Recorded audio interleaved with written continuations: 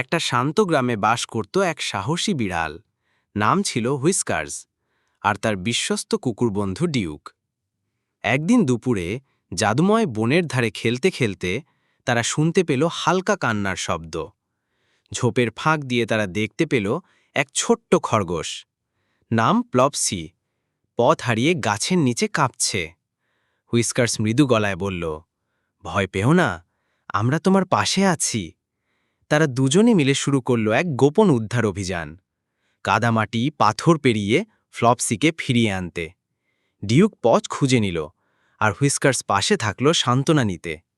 সূর্য ডোবার সময় হুইস্কার্স বলল, নায়ক মানে যুদ্ধ নয়, নায়ক মানে সাহস আর ঠিকটা করা।